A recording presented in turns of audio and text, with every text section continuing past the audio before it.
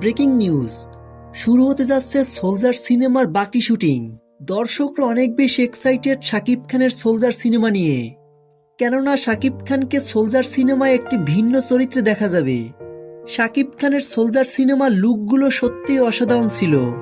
সম্প্রতি সামাজিক যোগাযোগ মাধ্যমে সোলজার সিনেমার বেশ কয়েকটি ছবি প্রকাশ করা হয়, যেখানে প্রকাশিত ছবিগুলোতে দেখা যায় নতুন নতুন লুকে শাকিব খানকে হাজির করা হয়েছে।